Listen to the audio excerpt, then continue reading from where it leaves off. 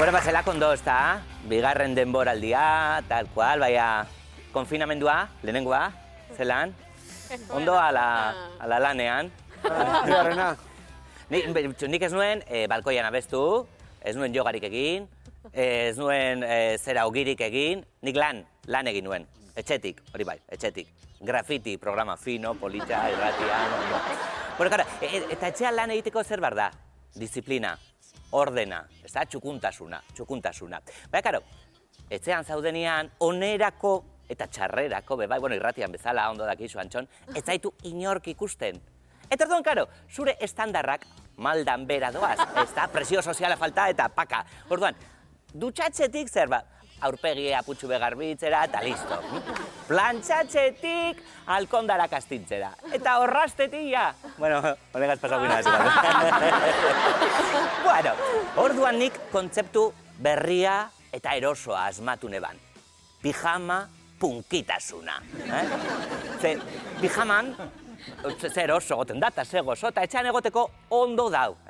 Baina, zakarra botatzera pijaman jaizten zarenean, orduan ja sistematik kanpo zaude, erabat. Eta zeure buruari etxara desastre bat, ordena freestyle daukazu, ezta? Eta, bueno, itxuraldetik, punkien gandik nahiko urrun nengoen. Ze, bota militarren ordez, nire puren etxeko zapatillak.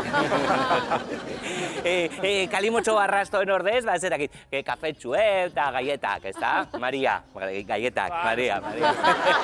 Eta ziezagutzu gehiago, alik eta kamiseta itxusenaren ordez, bueno, igual ez nengoen ainurrun. Bueno, total, irratiko kontua, etxeko lana, eta nik antxe ondo prestatu nuen lanerako behar nuen guztia.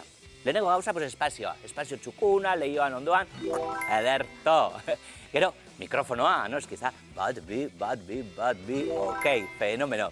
Urrengoa, wifi seinalea, perfect. Eta gero ja, isiltasuna. Error.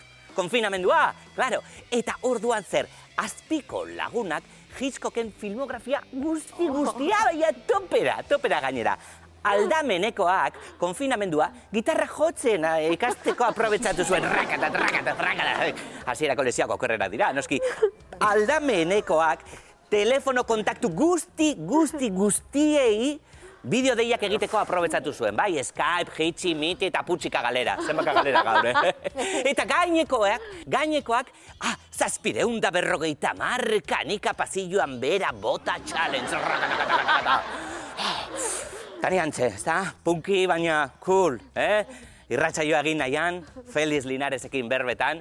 Bueno, Felizi normalean, nahiko altu hitz egin behar dio. Feliz, ondo! Bueno, ezagutze duzu, ezta? Bat urte izagoitu, 150. Bueno, berari zerbait galdetzen nion bakoitzen, ez dakiz zenbat denbora pasatzen zan, ezta? Eta nik esan nion, ostras, ui, Juan Jako. Honei, burua Juan Jako. Baina ez zan hori. Retardoa zeukan. Felizek ez, konexioak.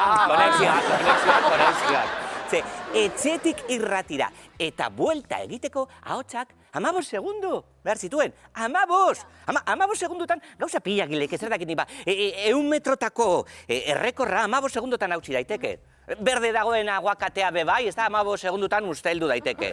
Bueno, Julian Jantzik, begirada batekin aurdun utzi ninduen 15 segundutan. Hori izan sentita.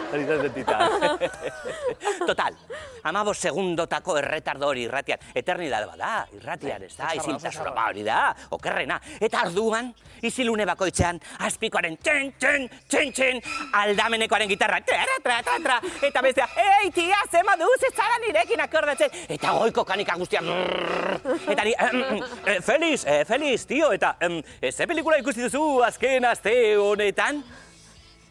Isilunea.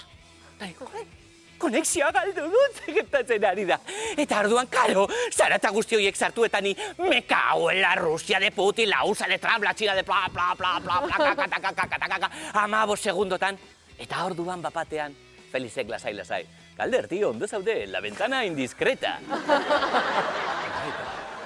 Oiek irratian entzun nituen azken hitzak. Ze pijama punkitasunean, gaizara madarikatzen duzun bitartean, irrati ekipo osoa ostikoka apurtzeko. Eta holantxe lan egin nuen etxean bai, lehenengo konfinamenduan baina, egun bakar batez. Eskerrik asko!